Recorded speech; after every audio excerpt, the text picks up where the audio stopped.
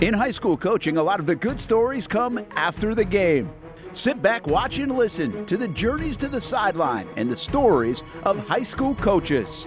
After the Game, presented by Baker Sports and High School 912. Welcome to After the Game. I'm your host, Josh Baker, along with my Hall of Fame co-host, Coach Kevin Sullivan.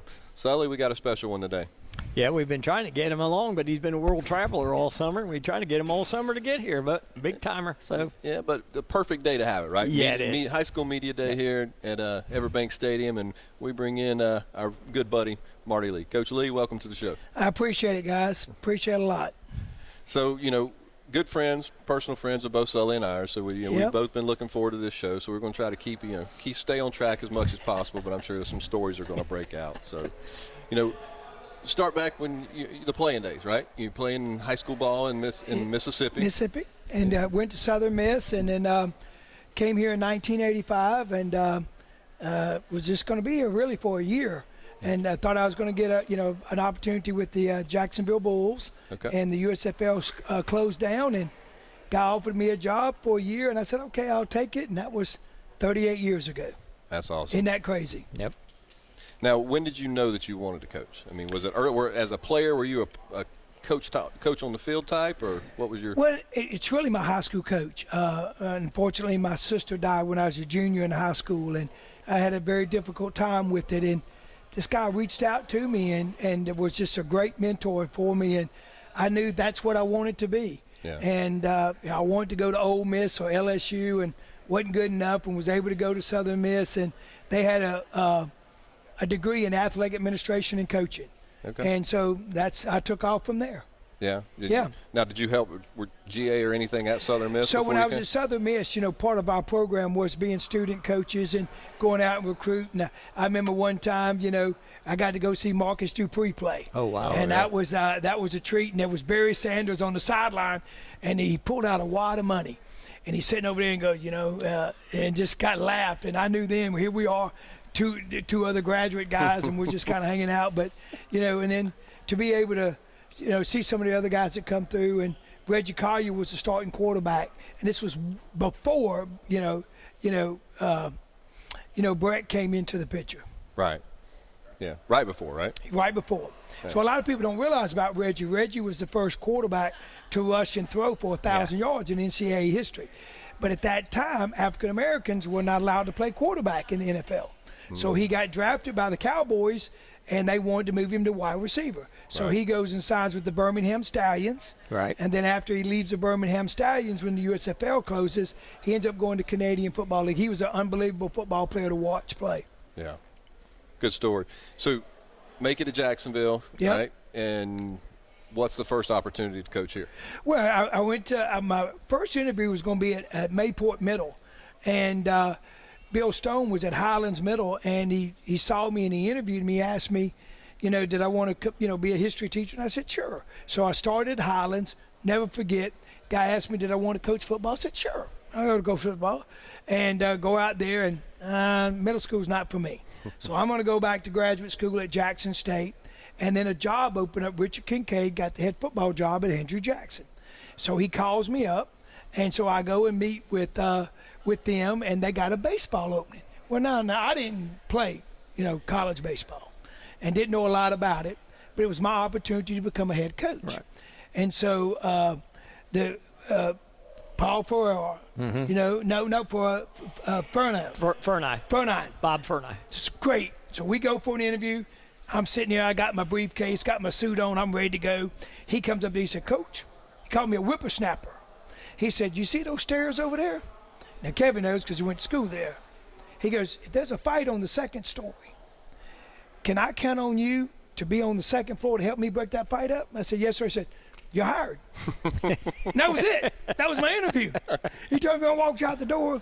And so somebody told me, said, call Charlie Matthews at Sanderwood High School. Yeah. And call Howard May at Terry Parker. Right. And I'm very good friends with both those guys. And they taught me try to be a baseball coach. And I took a football mentality to coach baseball. And I left there and went to Forest High School, was a baseball coach there, and then came from there to First Coast. And my first job at First Coast was the baseball coach. and then Troy Lamb was football coach, then Billy McCann, and then in 1997, I took over as AD and football coach, and been there ever since. Okay, so you were still assistant football coaches at your other stops, though, right? Yes, sir. At Jackson. Yeah, I was JV head football Forest. coach in Forest. Jack Sams was the head coach at Forest. I was assistant coach there. Richard Kincaid was at Jackson, and I was assistant football coach there. And so I felt like each one of these coaches had an influence. Fred Gurgis had a huge impact on my life. He was the athletic director at Forest, and he really helped me a lot. And I remember I told him, I said, Coach, I've got an opportunity to go to First Coast High School. They're opening in 1990. And I said, I kind of want to put my foot somewhere because I'm not from this area. He goes, Coach, I hate to lose you, but good luck to you. And that, it was so funny because I'd been and from 85 to 90, I was at 3 different schools. And now since 1990, I've been at one school. Right. Right. Now, when you became the head football coach at First Coast, how different was that from your baseball experience? Well, it was a total different environment. Right. I mean, because the athletes were different, the practices were different, and so I was excited about doing it. I remember Doug White was the baseball coach at Range when I was a baseball coach, and he told me my love was basketball, and I said mine was football. And when the opportunity came, we started off with the single wing, the double wing, ran that a little bit, and that's the same year that Raines, Weldon Coffee took the job at Raines. Right. So we lose 2 games that year. We lose to Dish over at Ed White, right, and we lose to Raines. Well, we don't make the playoffs because back then only the district champs won. It's 8-2. 8-2, and we don't go, and Raines goes on and wins the state championship. Yeah. And so at that point we kind of built up. Hired a guy by the name of Fred Culver. He came in, was a long-time assistant with me, and we started building the program, and we're excited where it's at. We had a stretch from, 07 to 2015 where we were pretty daggum good, and won 11 district championships. We made it to the state championship, lost. Went to the regional finals 4 years, and so it was kind of funny. My buddy Scott at Lake Mary, we beat them. They're undefeated twice. We turn around and lose to Darlington at Apopka. Right. We're undefeated. Right. And so we don't get to go to the state championship. And so those were some good years. Fell on some hard times, and now we think we got the program back to where it needs to be. Was during that run, that 07-15 run, somewhere in there, Sully, I believe the phrase 10-0 or Marty must go was coined right here? There was this guy by the name of Kevin Sullivan. And so we're at this media day, and we got a pretty good team. And I walk over there, and I hear this guy's got to go 15-0 or Marty's got to go. And I'm going, well, this is supposed to be my buddy over here. It's my buddy. So there's no pressure to go 15-0. So, but no, it was funny. And now I say that to everybody. I give that to Toby now. Yeah. Oh, yeah. We gave it to Toby earlier when he was walking through here at Mandarin. Yeah. Give it to Maz over there at Range. You got to go or you got to go. That's right. Yeah. So wherever the talent goes. Yes, right? sir. Exactly. Go. Exactly. Yeah. Yes, sir. So how many head-to-head matchups between the two of you guys when you were on Main Street? So okay, so 8 and 9 for sure, and 4 and 5, 4, 5. Not, we didn't play in 6 and 7. Yeah. 8 and 9 for sure, and I think 03 and 04. I think so. 03 and 04. And then you leave and go to Atlantic Coast. Yeah, we don't play you that first year. Right. And then after that, I think we played twice, and then you went to Ed White, or maybe 2 or 3 times. Yeah, we played you twice at Atlantic Coast. I think year 2 and 3. We played the good team. Yeah. They played the good one. It was fun. They beat us 65-35. But we scored. So he did score. Pretty excited. And the first half was a good ball game. Yeah, it really was. So like we was going to take it away. They get a pick. They go score. They score again. And said all of a sudden it's a ball game. Right. And we had some really good games on Main Street. Oh, the ones on Main Street were unbelievable. All close and everything. We were just fortunate to come out on top. And in 03, we're both average in 03, yes. Right? And so we're in a back and forth game, and we block a punt, and we get in power, and we run like no, we fumble the punt. Oh, okay. And then y'all get the ball back. Yeah, we've got to stop them. if we stop them, we can win this ball game. Right. And we run like counter pass, tight end on the corner, and their kids all biting under. It was like 4th and 5. It was 4th and 5 from about the 15 going in, and we run the pass, and we hit the guy in the end zone. And score, and I look across the field, and Marty's giving me double birds across the field. And like all my sisters like, coach is flicking you off, and I'm looking, and coach is over there looking, and his assistant, I'm like giving him the thing, so everybody thought we didn't like each other. Yes. Right. Well, we did. Right. It was just football. So it was so funny because I'm sitting over there, and I'm going, and I didn't expect it, but yeah, he makes that down. I said, man, what a hell of a play. I turn around and look at him. He's over there smiling at me. Got his visor on backwards, and I just flip him off. And it basically is telling me that's a hell of a play. Right. And so they both coaches thought we were gonna fight. Yeah. So they about to get it on. And so ended up having to go to the tip top, and somebody had to pay. Right. So Marty did because we won. So when he comes to First Coast at Atlantic Coast, we got DeAndre. We're really good. They are good. And so we get into the fourth quarter, and we get there. And next thing I know, I got the white flag. He's got the white flag on the sideline. I got the white flag at the end and stuff, and they were good. I mean, they had all those wideouts, and they were good, really good team, and it was a good game. And we knew, I told our kids, I said, we're going to play. Hey, that's what you do. The thing about it was, me and Kevin were very competitive, but we were always good friends. Yes. And now the week that we played, well, we didn't talk. We didn't do anything. But that Saturday morning, that Friday night, we do what I had to. Yeah. And I remember, I've been there for Kevin when he needed me, and he's been there for me.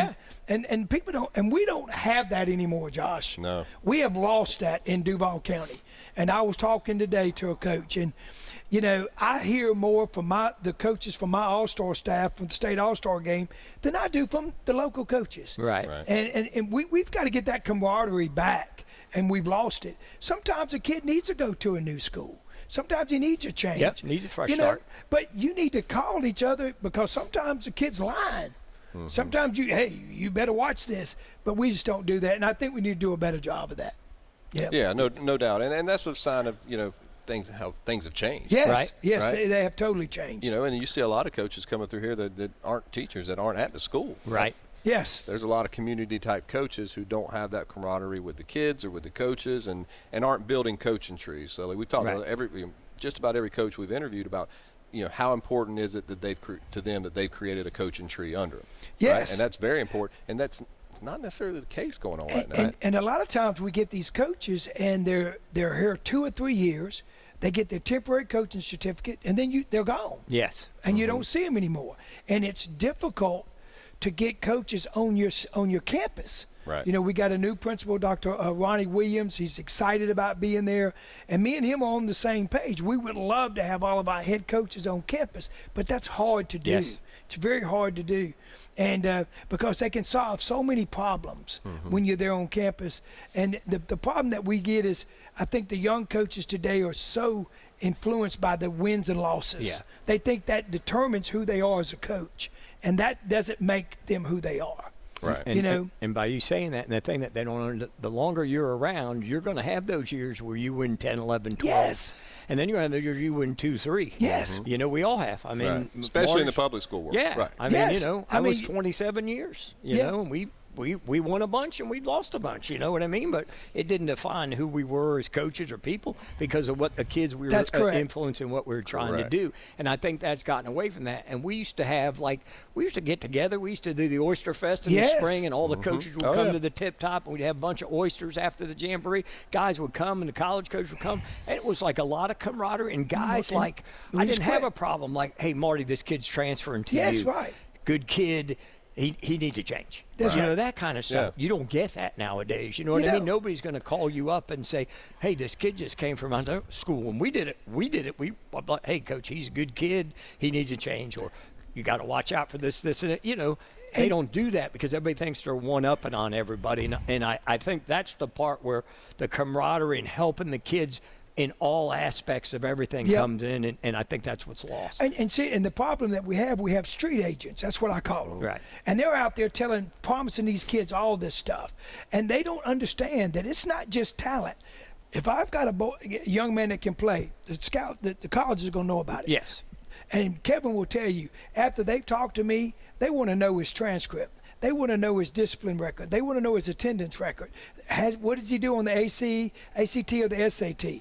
And I don't care how good you are. You got a 2-1, you're not going anywhere. Right. And just because you may have a 2-2, 2-3, that's your core in high school, but that's not your core for NCAA. Right. And then, I'm going to take him over to this school because he's going to get a better scholarship opportunity.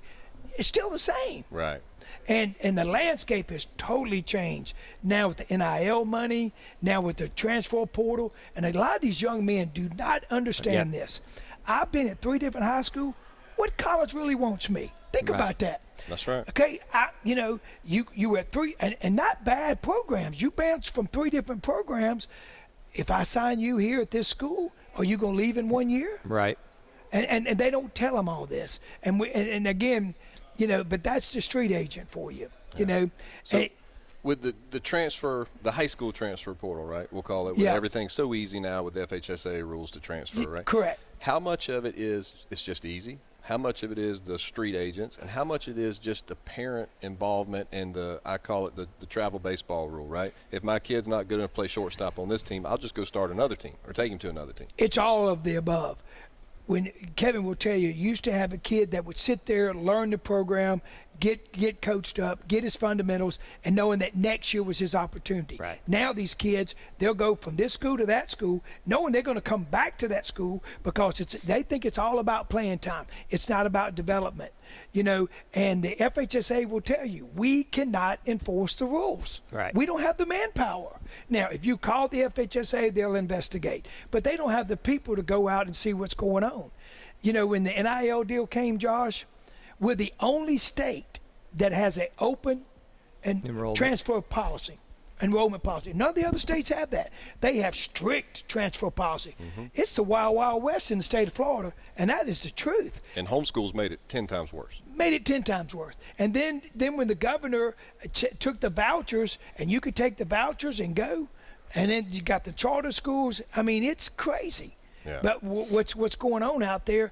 And again, it's very, very tough for these kids, and the street agents are the ones who are going promising these kids stuff. Right. Somebody asked me, how did I feel about NIL? I have no problem with a young man making money. Right. I mean, it's like him getting a job doing school, but it's the adults who are taking advantage of it, and they're going to ruin it. Mm-hmm. And a lot of these kids don't know what they're signing. Right. Craig Damien was telling me the other day that a kid from New York signed an NIL deal. He signed away his rights for 20 years. He did not realize what he was doing. Right. So this kid's going to make a couple of $1,000s. And 5 years from now, he may be a college pro. Right. And they got his rights because he didn't read the fine print. Yeah. Yeah, I tell you, it's wild. And I'm with you. NIL, hey, they want to go and do the Hardee's or do the chicken wing place. That's great. Let them make the money. I mean, just like having a side job. And it only is affecting, 1-2% maybe of the population. Some people may use it, not whatever. Yeah. But the thing that's gotten harder in the public school system, I think all across the board, is being able to build a program with the kids that came through the neighborhood and that, and it's everywhere now. I mean, it's not, you get that group of kids that stays together and comes up and comes through, and it's just, those are special groups. Those are special kids. And again, you don't have to win a championship to develop that bond. Right. Because we all know 1 out of 100,000 athletes are going to go make money in doing this. Right. It's the bonds that we try. Me and Kevin, we used to talk when we bring our teams together. You're going to live in the community together. You're going to work together. Y'all going to marry each other's sisters. You're going to work and do things together. We don't see that, anymore that we got to do.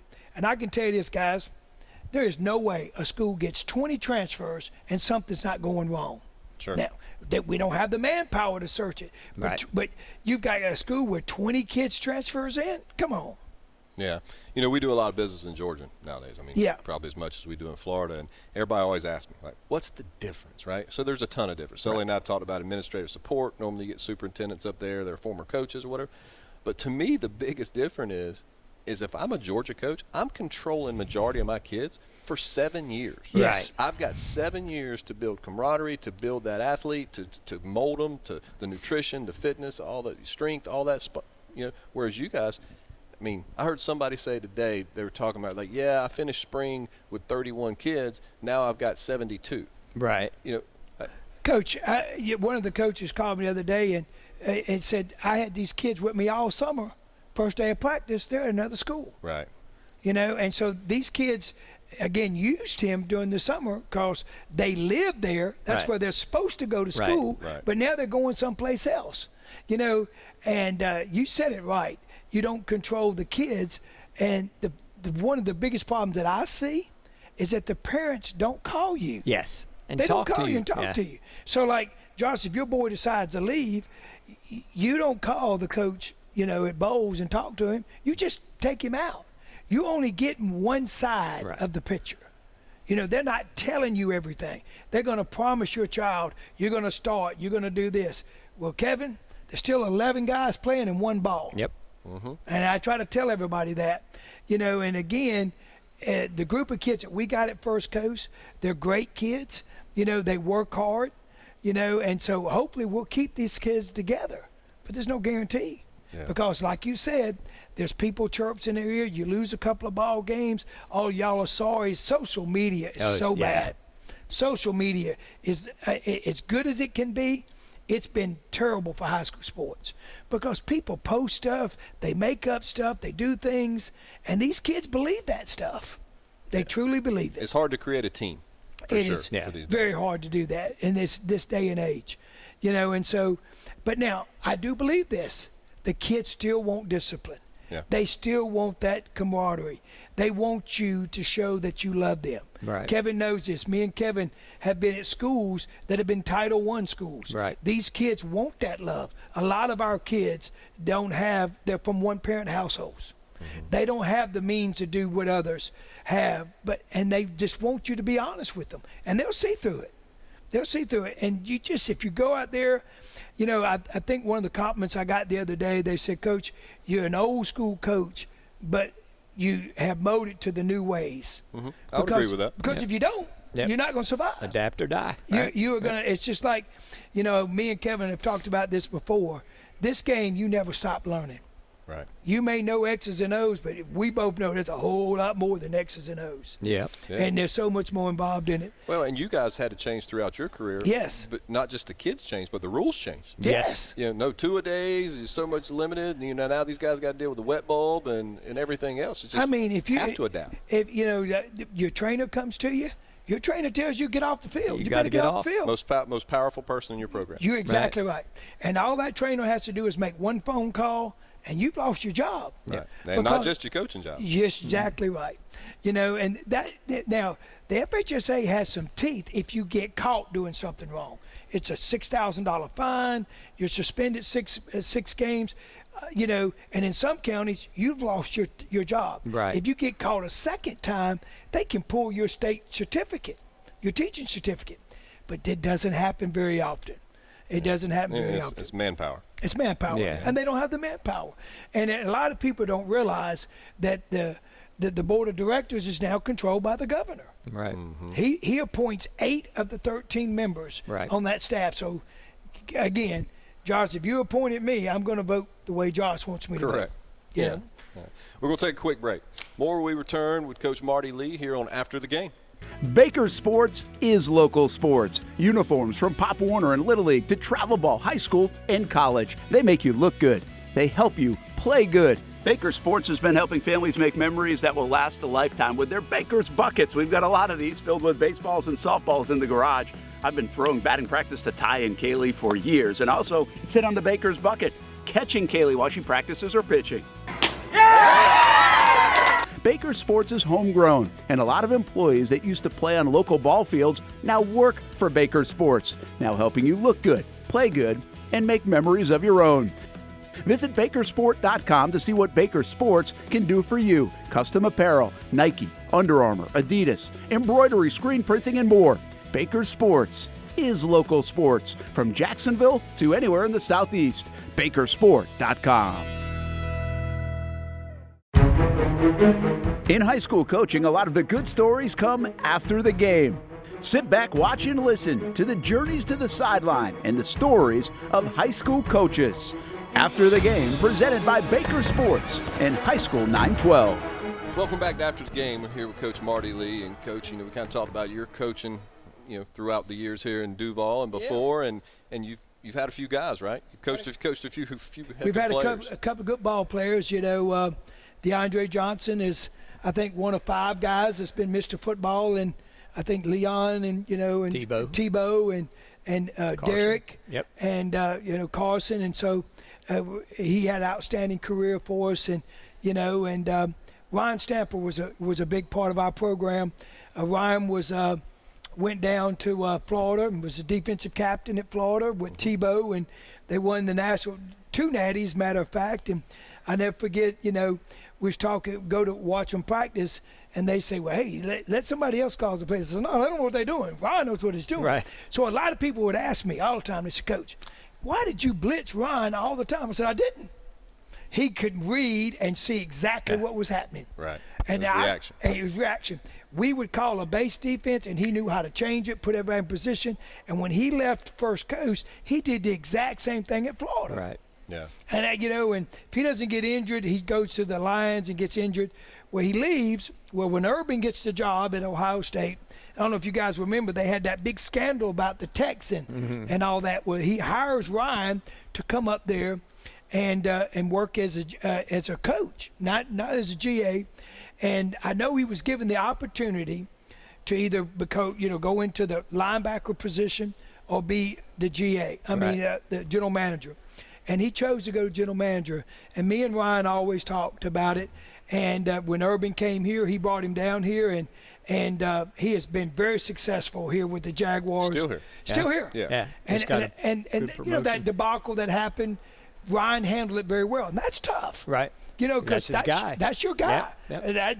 That's your head college coach, and that's the guy that brought you here.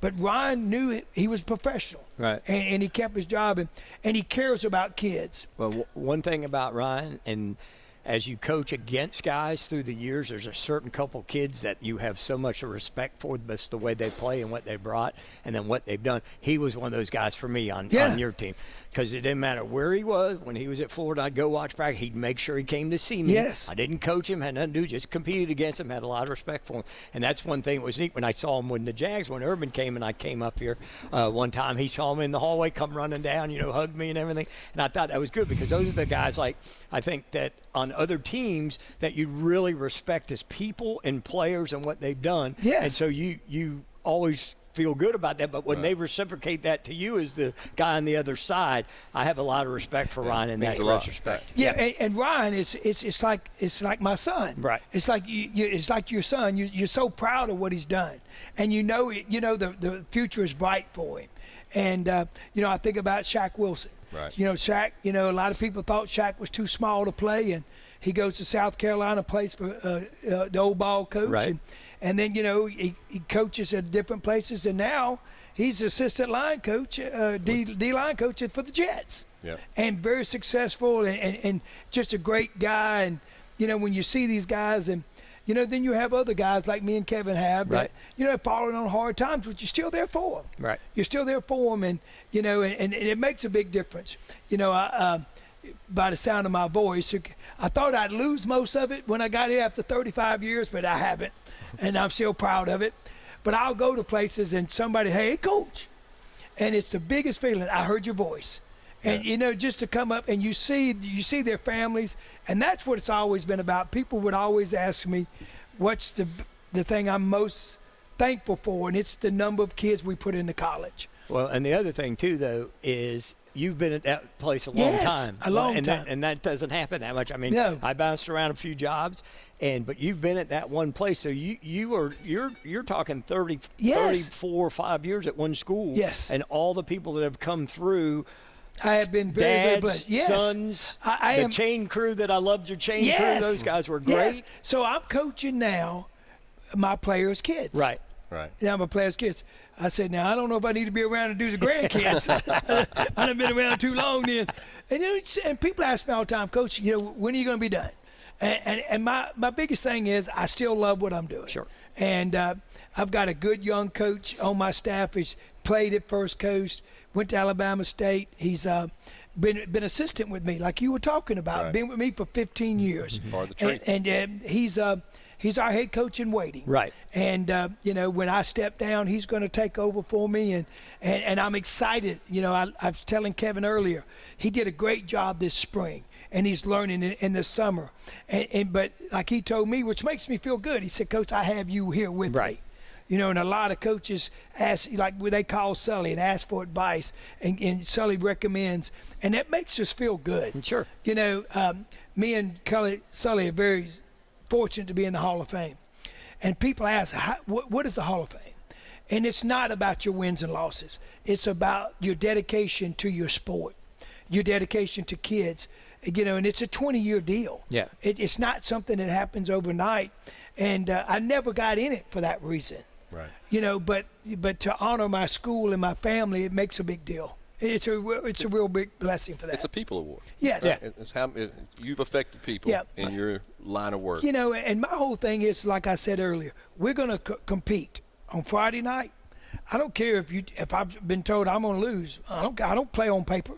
Right. I play on Friday nights. I made the comment earlier. Kevin knows this. Your quarterbacks and girlfriend break up. He's warming up. He sees you in the stands talking to somebody. He's done. Right. Man, don't care about no football. Right. That's high school. Right. People don't understand that what you're dealing with. A kid may be sick. A kid may be going through a lot of stuff. But you just got to let them know they're preparing themselves for lives. And so, we kind of go from there.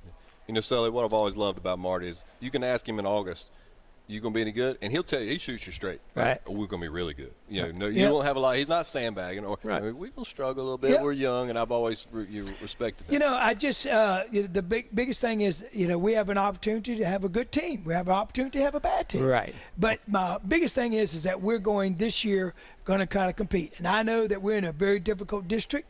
You got 2 district champs, 2 playoff teams, but you never know what happens. You never know what happens. And that's the beauty of it. Yes. It's not on paper. You don't know what's going to happen. You don't know what you're going to get. Last year's perfect example for you guys. I mean, you went down to the beach and battled them, and on paper they were probably the better team. Yes. And you came out on top, scored a couple late, and then held on. Yes. And then held on like crazy at the end of the game. I remember my first year at First Coast, Troy Lamb was a coach. We played Mandarin twice because the schools both opened at the same time. They come to us the first time, we crushed them. I mean, it wasn't even a game. I want to say it was like 19-0, 21-0. We go to play them the next time at their place. It's storming. I'll never forget, Coach, let's still play this game. Let's play it tomorrow. This is totally against what we do. It plays in their hand. We lose. We lose that game, and we should have won that ball game against Ricky Medlock.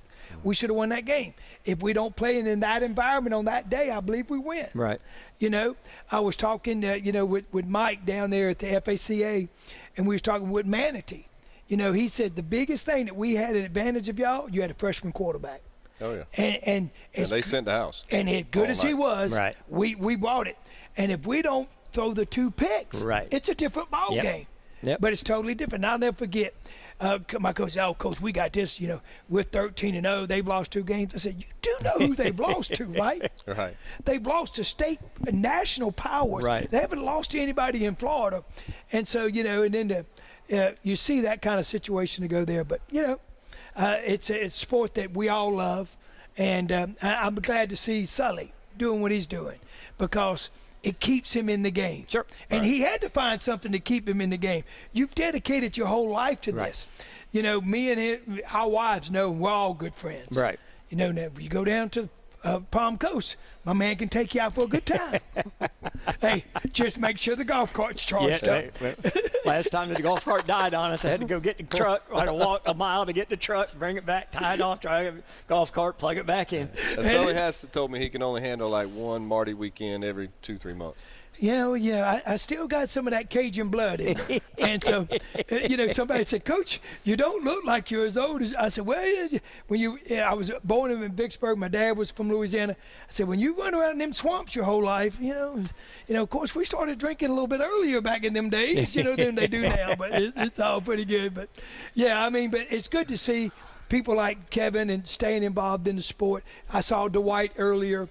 What Dwight's influence he's had on sports. Sure. And that makes a difference. And the young coaches need to know that, and they don't. Right. And it's like Kevin said, the old timers. Kevin ran it. Danny ran it first. Right. Then Kevin did it. Then I did it. And we passed it on and it quit. Right. Yeah. We used to do the old timers get Knights of together Columbus. in the spring. Knights of It was Columbus. awesome. And that's how I got to meet all those guys Yes. after my first or second year in Jacksonville. Yes. Not being from here, and we had a little success early, and they're like, man, And it was neat. It It was was one of my really favorite neat. things we ever sponsored. Yes. It was awesome. And one of the biggest joys I had, we finally got Coach Lamb to come. Right. before Yeah. he passed. Right. And so I was able to get a picture with me, him, and Billy McCann, the 3 coaches of First Coast High School. Right. And and Troy was such a good football coach, and Billy was such a knowledgeable guy. And people thought Billy wasn't that good of a coach because he was at Inglewood. Right. Well, back in them days, you were playing Lee and Rains. You're all in the same district. Right. And people don't realize that, but he was a very intelligent, very good football coach and set me up with a good foundation. Each coach that I've had and coaches like Kevin that I play against, I try, and I was talking today, I try to play programs now where I respect what that coach is doing. Sure. He's doing it the right way. Everybody gets kids, but you're doing it the right way. You're teaching kids how to play the game.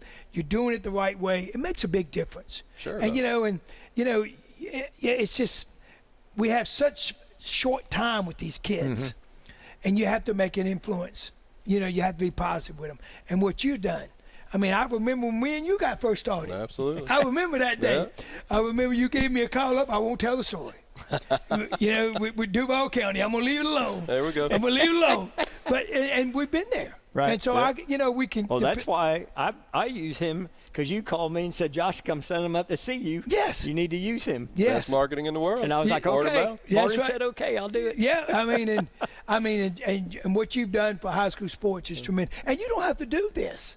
And that's what people We don't love it. understand. We love it. If you ever hear, you ever see the social media pieces, it's I told somebody earlier, it's not for the coaches. No offense to you guys, No, but it's not. no. It's for these kids.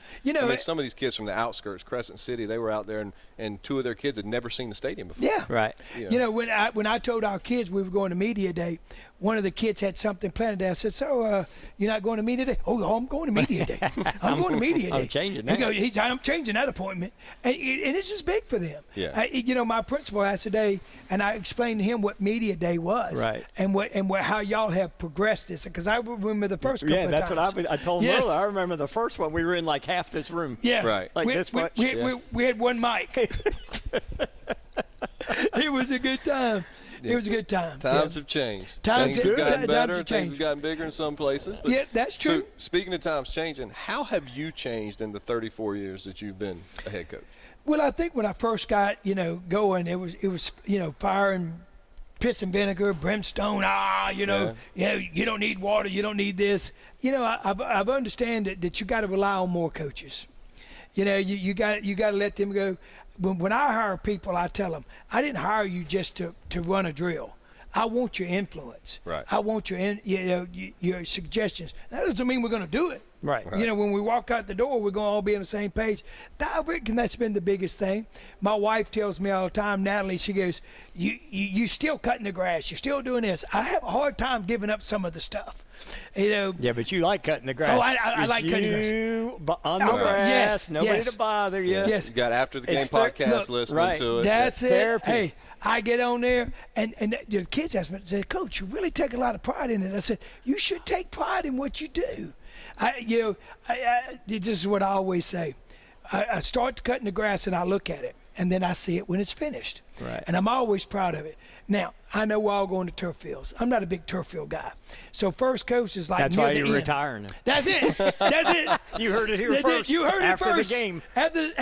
So we're at the end, which I'm glad, because I told people I live in Florida, I can grow grass, and I take a lot of pride in our facility, and we have a great stadium, and we're excited about where the program's going.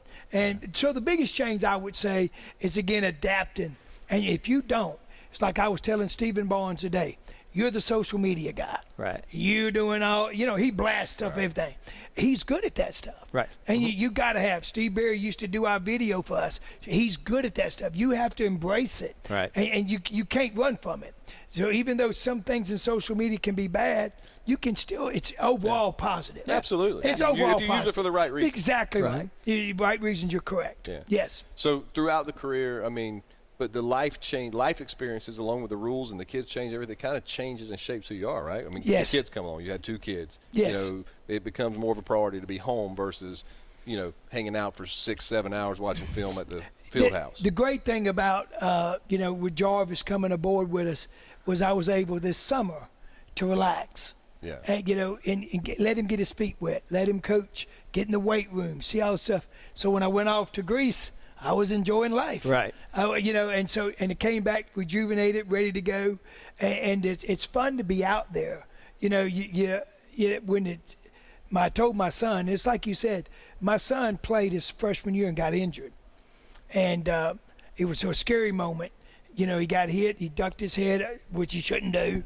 He's laying there, but I see his foot move, so his mom's freaking out. But I see it. He comes after the game, we're playing golf, and he said, Dad, can I talk to you? I said, sure. He goes, I don't love football like you. Mm-hmm. I don't love it. He goes, I'm going to be valedictorian. I'm going to play baseball. I'm going to go off to school. And I said, well, me and your mom are teachers, and, I may not can get you into Florida, but I can get you somewhere. Right. And he goes, but, Dad, it's not me.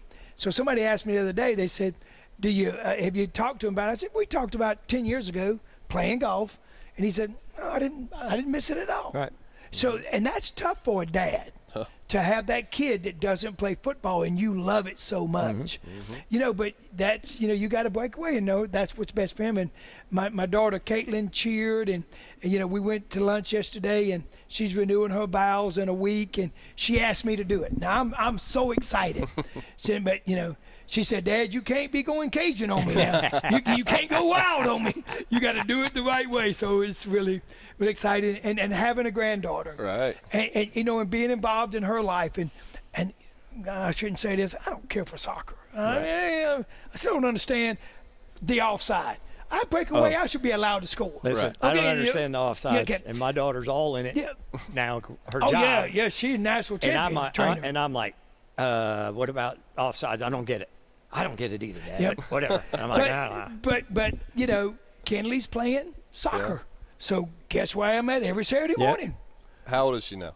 She's 11. Okay. Wow. And she's at Providence, and she's playing soccer, and she's doing the cheer, and I'm trying to get her into golf. And so that's what I told her. I said, I'm going to spend more time with you doing that. But you're right, it changes. You've got kids now that graduated.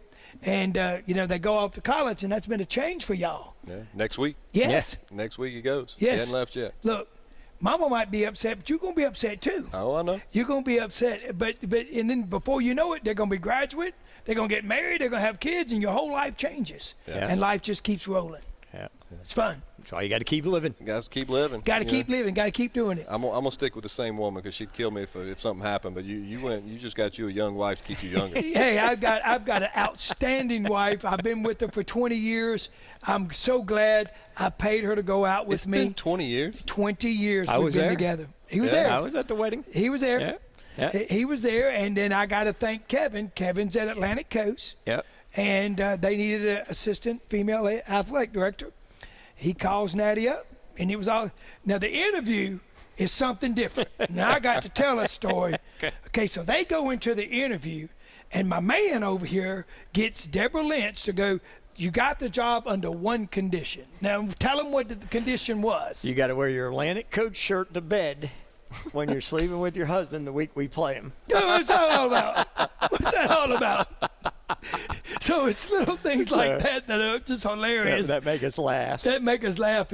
And she's been at Atlantic Coast, and she's not going to coach this year, but she does driver's ed. So she retired before you did. She retired before I did. She retired. We should have had the retirement party for that. I know. Yeah, so I'm sorry I messed y'all's retirement parties Three up. times. Three times. I done messed it all up. So last year we're planning a retirement party for Marty, and he makes the playoffs, so we have to.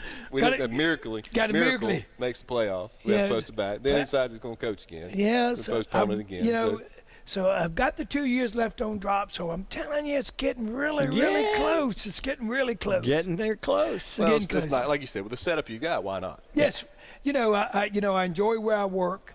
I'm excited about our new principal. He's my 11th principal. Wow. At First Coast. That's like average 3. Yeah. Every 3 years you get a new one. Yeah. And, I think he's going to do an outstanding job. I'm excited to work for him, and, and I'm going to keep doing what I'm doing, I never, ever dreamed that I would be at First Coast since 1990, 33 years. And especially since I got bumped around. At the beginning, Kevin knows you get surplus or you get rift and get all that.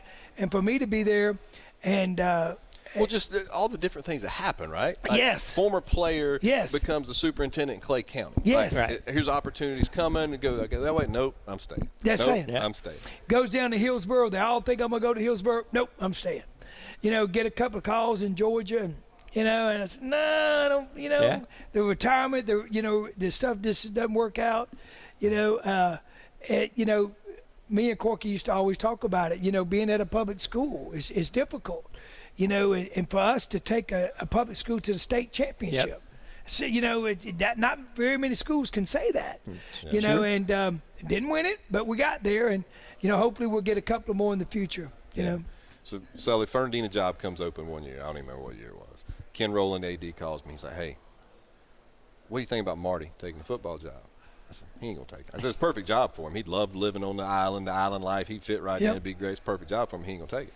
He said, why won't he take it? I said, the kids. He ain't going to leave the kids. He said, well, I know they got a lot of talent, but we got some guys. I said, it ain't got nothing to do with the talent. Right. Yep. He is not going to be able to tell one of those juniors or seniors that have played for him for 2 or 3 years that he's leaving. He just can't. He may entertain it, but he ain't going to do it. Right. And there's times where you get a principal or two that makes it where, hey, I got to go. Right. But and we've had I know that episode. Look at episode 1, the Kevin Sullivan episode. Episode 1. The principals have got to understand that what we do is the greatest dropout prevention program of all time. When those kids are involved in sports, they're focused, they're doing their grades, they're doing things. Why you would not promote and encourage kids to be involved in after-school activities? And it's difficult now with this. It's so hard to get good quality coaches and get people to stay. You got to get people that love. I think about Smitty over at Mandarin. Mm-hmm. The cross country program he built.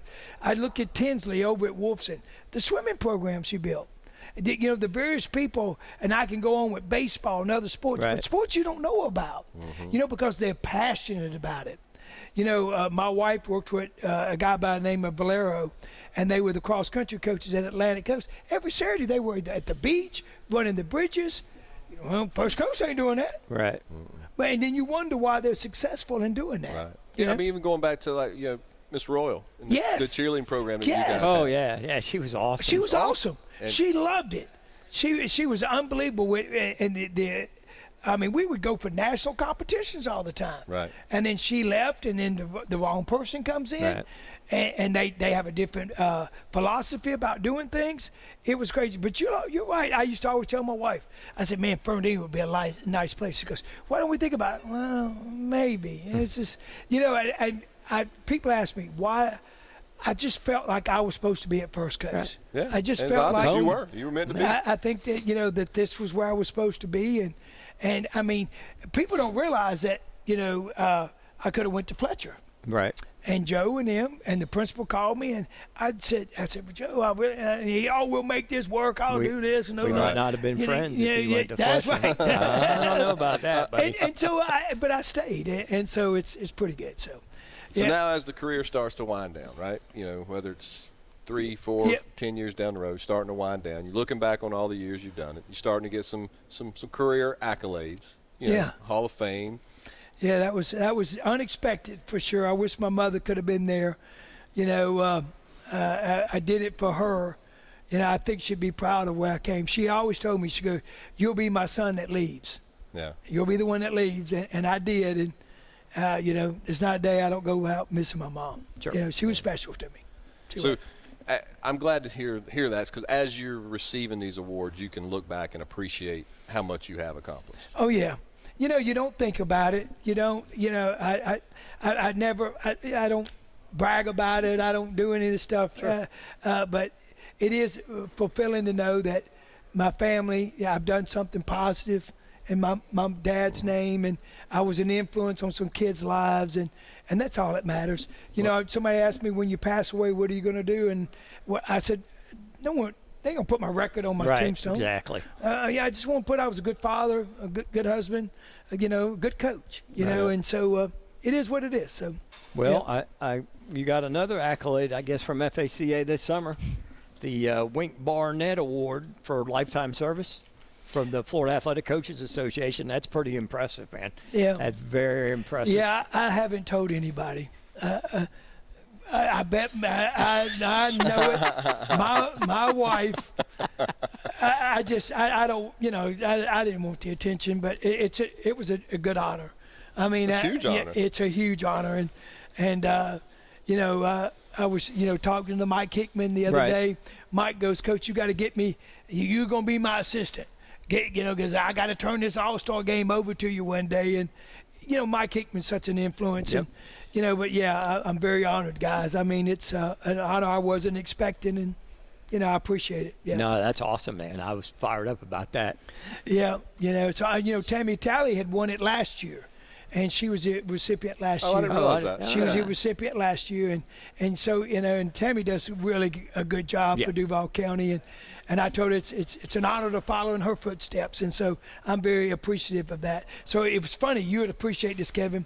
So we're at the FACA meeting, and so there's Mike. Right. There's Craig. Right. There's Sheldon, and there's me. We're all on Mike's original All-Star. That's great. And so here we are. We get a picture, and we start thinking about it. Mike goes, "Hey, y'all all did pretty good." Sheldon's running the FACA. Craig is running the FHSA, and I've been at First Coast Athletic Director for all these years. I said, well, you had a pretty good little staff. That's especially that end around that Mike likes to run all the time. Yeah, so, yeah, definitely. Yeah, definitely. Well, Coach, we're coming near the end of our hour. I know the three of us could go for many hours, especially at the Tip Top. But we got to wrap it up here. Tip Top is definitely special. Tip Top is. There's been some good times at that place. I was there. I don't even know if you remember this. You used to take me there before I was even of age. Yes. So you. Well, again, I reckon my career is over now. Yeah, I may have been a 20-year-old sales rep that nobody. I gotta say this real quick. So for 10 years, I told everybody I was 26. Right. And I just never aged for 10 years until I called up. But anyway, we always close every show by asking the coach, if you could tell first-year head coach Marty Lee one piece of advice with what you know now, what would it be? I would probably tell him to be more open-minded at the beginning. And not try to do it all by yourself, and enjoy the ride. Yeah. Because it comes by, and just cherish the memories, because it goes by fast. It really goes by fast. Enjoy the good times. Don't just dwell on the bad times. Yeah. Enjoy the good times. times. I mean, they come and go. That's right. Go home. The one thing that when I first got started, my mom would call me. And when we would lose football games, she'd go, they cheated. Somebody did something wrong. She always was positive. She would always love. And I reckon that's what I'd tell them. Be open-minded and enjoy the ride, because it comes quicker than you realize. And, so I've been doing it. So enjoy the ride, enjoy the relationships. Enjoy the ride and relationships, and you can't find anything better than that. Well, I know I certainly enjoy our relationship and have over the years. Oh, yeah, I have too. And, I mean, guys like you, and, it's funny when I come here and all these guys, it feels good that they, appreciate what I've done for the sport. And so that's all that matters. Yeah. Coach, we appreciate you. Thanks for joining us on After the Game. We finally got you off the world traveling stage to get here. Man, you look here, they tried to take my passport, keep me in Greece. And so, and that's the other thing, I think that a lot of people don't realize me and Kevin went to Alaska. Yeah. Maybe we'll have a duck fart later. Now you got to tell them what it is. You tell them what it is. Okay, so we go to this little restaurant, and they got a little shot, and so there's this old man sitting in there, and he goes, "You ever had a duck fart?" I said, "What the heck is a duck fart?" or reindeer fart. That's what they call it. He goes, "Well, you ever seen a duck?" Now I'm gonna clean it up. Right. You ever seen a duck crap in the pond? Not really. So that's what it looks like when it comes up. And so it's a layered shot with Kahlua, Crown, and Bailey's cream. Yeah. Okay. It's pretty good. It's pretty good. Yeah. So that's a cold weather shot. It was cold weather. It is cold weather. It was cold weather. All right, Coach. We appreciate you, man. Thanks so much, and good luck this season. I appreciate you guys, man. Sir. When you think sports, you think Action Sports Jacks, the official station of the Jaguars, on location for every game. But the most experienced team in town doesn't stop there. From high school football to the big events in the area, Action Sports Jacks is always on. Now, we take that to a new level. Action Sports Jacks 24/7 is around-the-clock coverage of the teams you love and the moments you can't miss. The best local sports in Jacksonville on Action Sports Jacks 24/7.